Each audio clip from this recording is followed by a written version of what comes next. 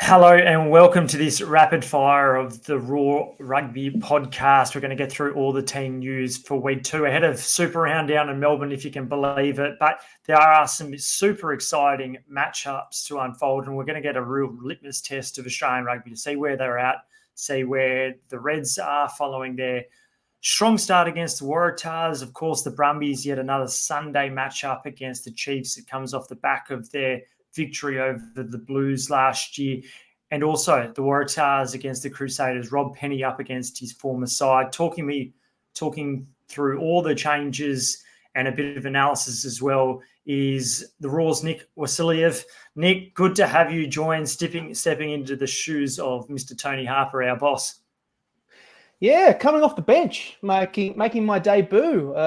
Very nice to be here and very happy to talk Super Round with you. And what's going to be a very interesting bunch of games coming up. It certainly is. So if you don't already know Nick's handiwork, been covering the game for a few years, but also you can also hear him on the Dropped Kickoff podcast with Nathan Williamson from rugby.com.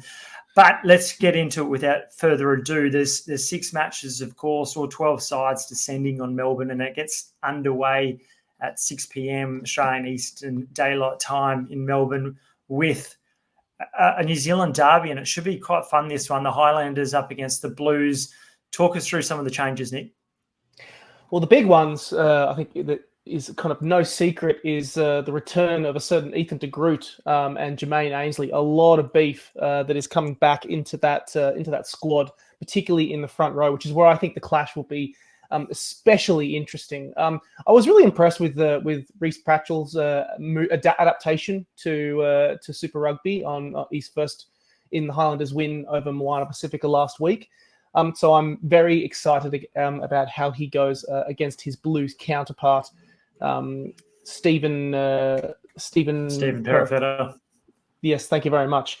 But I will say this game is definitely looming as an interesting one, because I did a little digging similar to Mr. Harper ahead of this one, and the Highlanders have not beaten a Kiwi side since round 8 of Super Rugby Aotearoa in 2021, and the last time they beat that side, it was the Blues, and I am slightly worried that is going to continue this weekend, because aside from those key positions at fly half and in the front row, I think this Blues squad has got their measure. Do you agree?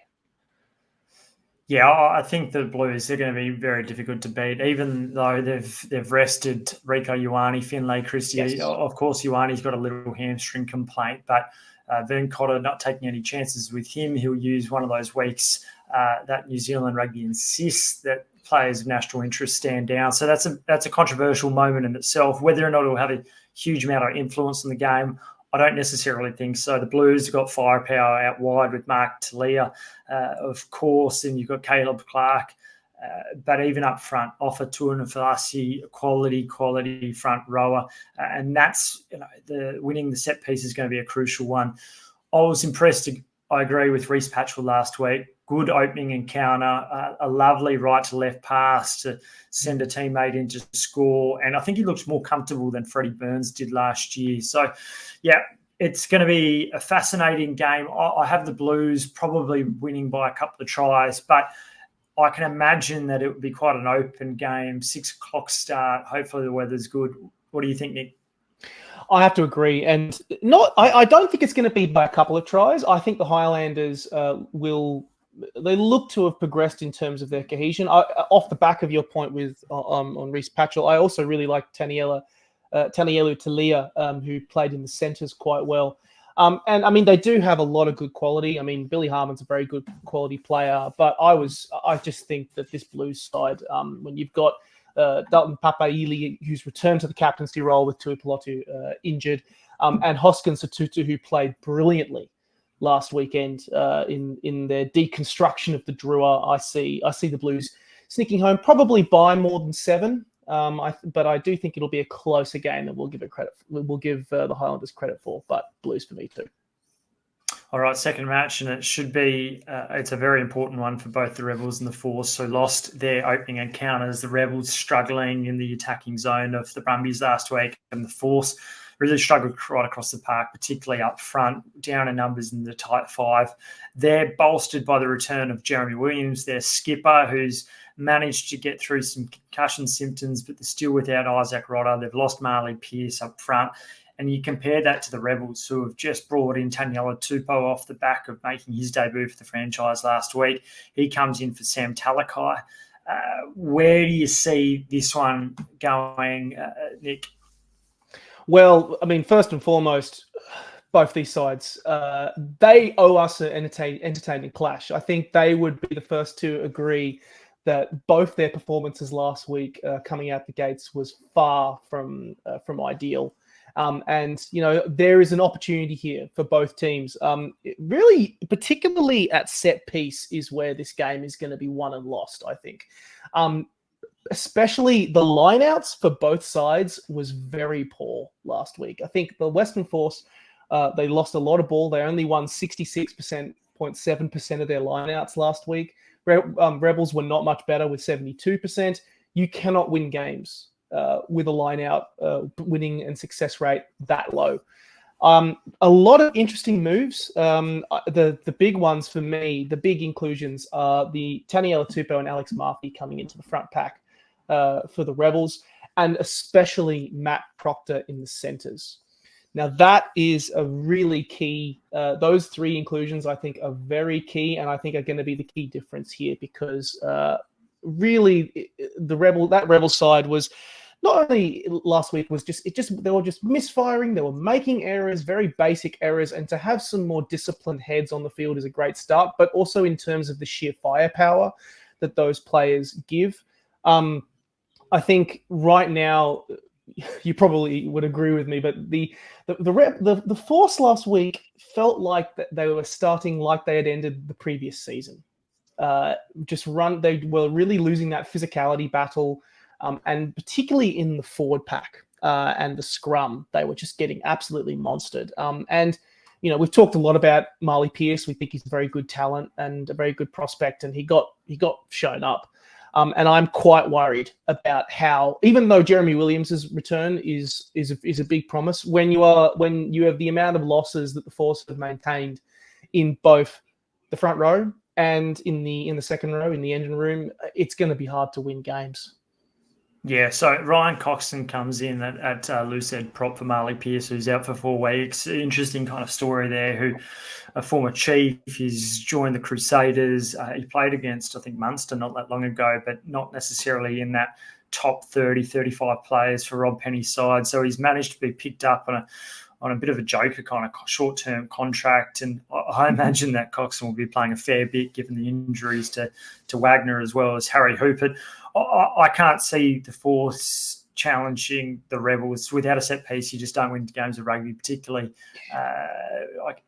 big ones against Taniela Tupou. As you mentioned, Alex Murphy. Hopefully that combination from a Rebels perspective, we know that they've spent years together at the Queensland Reds, so whether or not they can bring that together, we'll see. But I've got the Rebels winning by 2 to 3 tries in this one. Yeah, I'd have to agree. I will agree with you on this one and say that I think the Rebels will go home with the chocolates here. The only thing that I think, there is one thing that I'm worried about with the Rebels, and it is fair to say, again, they were very off the pace, but one of my worries is that, you know, where there's smoke, where there's fire, and I just hope that mental impact of all the other external forces won't come back to bite them. And we're hoping that round one was just a one-off, that they will be returning a lot more focused. But if it isn't, then I can see the Force offering a lot of challenges and taking advantage of that clear lack of focus that might be facing that side. But on paper, I'd say the Rebels win this one. Yeah, we know the off-field distractions, and Carter Corden's probably a really big one there. If he fires, I'm sure the Rebels will. Saturday, this day 2 of Super Rugby, one of Pacific, Fiji, Drua. Like the two newest franchises taking on each other, and I think it's ideal that you've got these sides playing each other in Melbourne really strong Pacifica population. I think it's a good matchup. What's some of the key changes there? Yeah, I'm really excited by this match. I think even though, probably right now we'd argue that definitely Moana Pacifica might not be at that level to, be up there in finals contention come the end of the year, they were very impressive and looked like they had turned a corner considerably in that first round match against the Highlanders. And I think it's a real credit to the likes of the coach, Tana Umaga, who is really seems to have progressed a lot since becoming, being an assistant at the Blues for the last few years. Very excited by the look of the squad. I think Julian Savia played a very strong game last week, and he'll be one to watch this weekend. Inari was also very strong. Tom Savage, I'll be also recommending that people keep a watch on coming into the side, a very experienced player. But looking at this Drua side, I'm really, really excited to see what's happening in the engine room.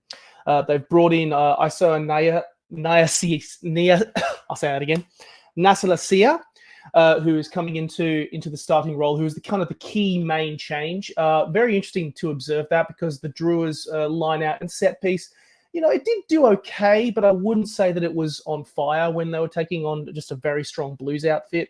And then also coming up with the likes of Levi Natave and Doge, who were very, very strong, experienced heads in the front row. I think this game is really, it comes down to a place of who can set the best foundation in the set piece. And I think the Drua have the potential to do that. And if they do, they've got the backs to gas them in the back half of this match.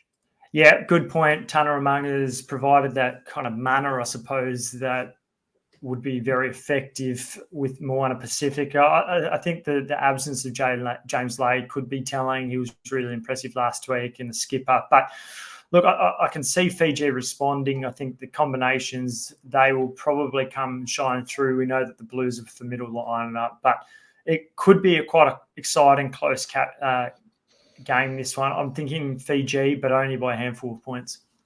Yeah, I think the Moana Pacifica will offer a lot of fight, and I think that's great to see. It's good to see that Moana side actually, delivering and on the promise that squad has. The Drua, if they are to be genuine contenders, though, they need to start winning games like this. They need to start really putting away sides like this. So I expect the Drua to win this game. Let's not forget, Nick, that in your early season previews, you had them finishing in the top 4, I think. So you better hope that they start winning. We'll move on. Crusaders and the Tars. Look, generally speaking, the Crusaders, if they're hosting this game, they generally probably put the Tars away quite comfortably. Whether or not the neutral ground comes into consideration, we'll find out soon enough. But the Crusaders, the Tars both made a couple of changes. Run me through them. Well, yeah, there's been quite a few changes. The biggest ones that I've really noticed coming out of the Crusaders side is the inclusion of a certain Fletcher Newell, who in the front row, that's the key standout for me. He's an extremely strong front forward pack, all black, really dangerous player. Cullen Grace and also Chai Fiaki also come in as well into the squad. Which really kind of sees a lot of those, really exciting up and coming talent coming through for the Crusaders. Just goes to show how much really good depth they've got coming through the ranks. Interesting fact here, the Tars actually have, in the last couple of years, got a pretty decent record on either neutral or home ground against the Crusaders. They won in 2022 in that very famous clash at Leichhardt Oval, and of course 2019 at the Sydney Cricket Ground. Of course, when you reverse it and go to Christchurch, the results are a lot less flattering. So, considering the Tars actually have a strangely okay record in the last couple of years against the Crusaders, you could claim that there may be an upset on the cards, either here or in a few weeks' time when they play in Sydney. But when you lose Fekete, when you lose Parisi, and with the injury cloud that I still believe is hanging over Mark Nwangui Tuase, I do not see this Waratahs side being able to knock off this Crusaders side. I really don't, and it's a shame to say that. Yeah, of course, the task is an almighty one for the Tars.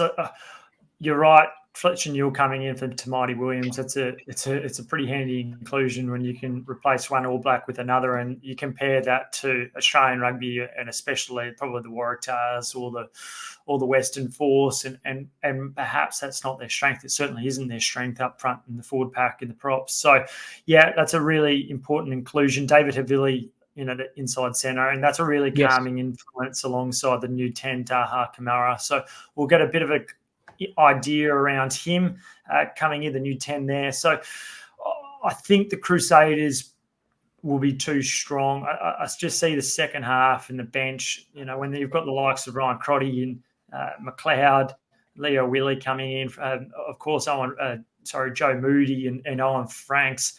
Like that's a formidable looking interchange bench, and you compare that to the Tars, and they've got some real either inexperience or some guys emerging through there, like your Miles Hamatassiros, who's really just adjusting to the pace of Super Rugby. Tristan Riley, Mazesi Tuapoloto, Teddy Wilson, young guys with bright futures, perhaps, though up against the Crusaders, it's a big, big task ahead of them. And see the Crusaders winning by 2 to 3 tries once again, and that last 20 minutes just breaking away. Yeah, I'd go more. I'd say at least by 20 points, probably at least 3 tries. Just not for lack of effort. It's just the cold hard reality of coming up against a side that has that much talent and that much experience. When you have the likes of that bench, that is a formidable bench. As talented as the Waratahs side is, I just cannot see them competing. It's sorry, Tars fans.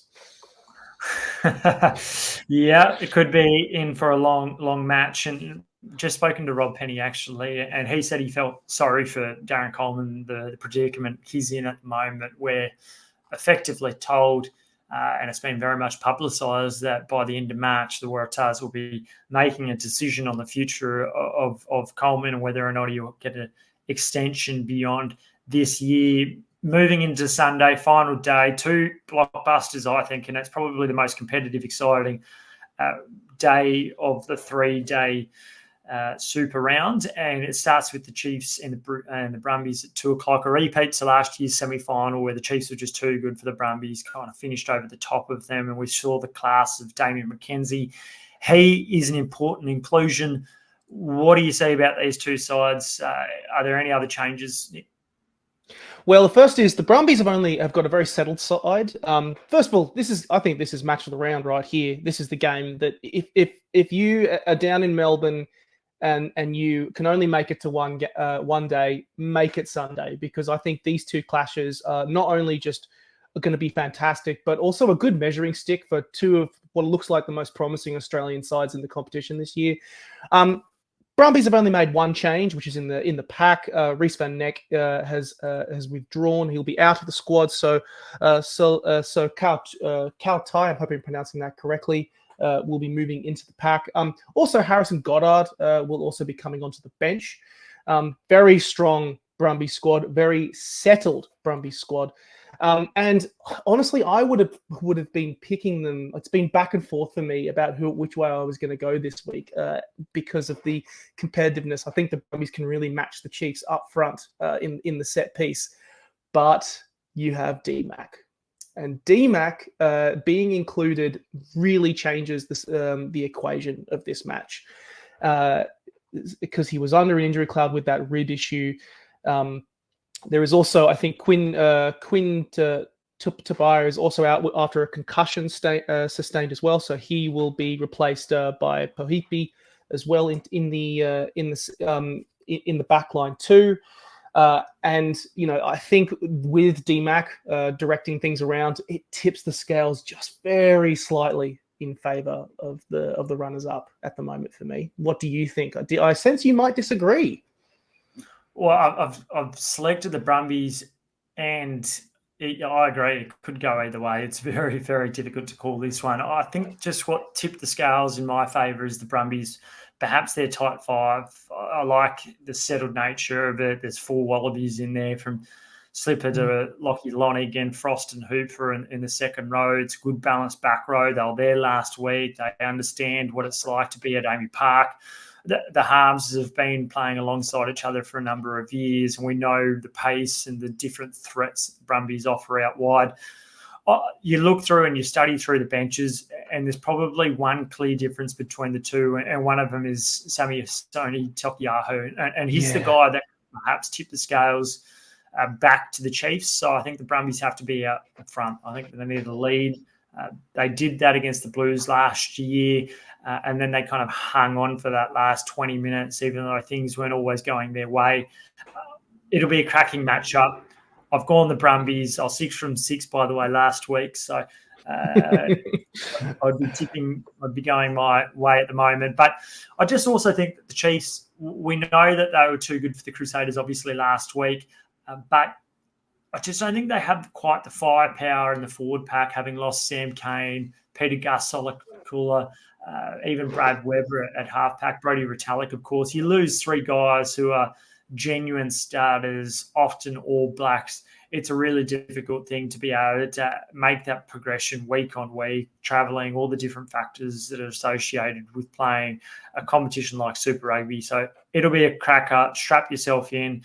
Final match, Hurricanes Reds. It was a game that I was kind of umming and ahhing about which way I'd go, but it should be a really interesting battle. The Reds, this time last year, they come up against the Hurricanes in Townsville, and they got really dusted and put away in the second half. But quite a few things have changed since then. There's no Artie Sevilla, and the likes of Tom Lyon are a full season further along the road in their experience and their journey in Super Rugby as a professional player. Yeah, absolutely. This is going to be a fantastic clash. Very glad to know this game will be won and lost in the physical battle, in my opinion. And thank God that Les Kiss is naming an unchanged front pack, because that front pack has work to do. They have a lot of work to do. The key reason why the Hurricanes performed so well is because they just beat the living daylights out of the Force all of that match last week. And I mean, Umua, we've talked about him, such a dangerous weapon, so strong, an absolute sledgehammer. So it's very good to see that Kiss will have, pretty much an unchanged side. Hodgman played very, very well, as did Fezler, with Liam Wright and Fraser McWright, Harry Wilson, a very strong, physical, hungry pack that is looking to go to work. The only change is the inclusion of Jock Campbell in the starting lineup, which we'll see. I believe it is who drops back to the bench. Apologies. Yeah, Matt Greeley's dropped back to the bench. Yeah, thank you very much. Yeah, Matt Greeley drops back to the bench, and he's. I think Clark Laidlaw has made a couple of changes. I think Carrithi and Flanders have also been ruled out due to injury, but he's bringing several All Blacks back into the fold. That's not a bad issue. And of course, the first one is Cam Roigard and Oasi, who also returns into the team at number 8. This is a very dangerous side. And as well, of course, you can't rule out the likes of Tyrell Lomax also returning to the front row. The Hurricanes have recognized, I think, that there is a very dangerous attacking weapons that Les Kiss has at his disposal, and they have beefed up. Yeah, you're right to point out Asafa Umua at hooker, who's just at Super Rugby, so powerful. He's a bit like Tokiaho with the influence that he can have on a game. But Xavier Namua is another one up front who's a big boy. And you think about that Hurricanes front row, it's a strong one. And I think the Reds are going to get a much sterner test in that department. One thing that I think is interesting is, the loss of Flanders, Duplessis, Carrithi means that a couple of their better back rowers, the timing is going to be another issue off the back of losing those sorts of guys, and just even the on-ball presence. But the battle of the midfield is going to be a cracker. Geordie Barrett, Proctor up against Hunter Paisami, Josh Fluke. That's going to be really telling in the overall picture. And you're right. Cam Roigard, quality player, pace. He's going to be a threat. Knows how to find a try line, as did his replacement last week. So, it'll be a good game. I've gone the Hurricanes, and I just think that the Hurricanes, just because of the dominance that I think that they'll have up front come scrum time, could be an issue for the Reds, and we know that if they get front football, that back line's going to always cause you problems. So they've got to measure up front to be a chance here, the Reds. Yeah, it's physical battle. Physicality is the challenge here for the Reds. I'm going the Reds though. I'm going Queensland. I don't know what it is, whether it is just a feeling of, there was just a sense of feeling confidence and trust and self-assurance that just I hadn't seen in a Super Rugby side in a while. In their performance, and they've progressed and progressed and progressed over since trials and since building up over that period of time.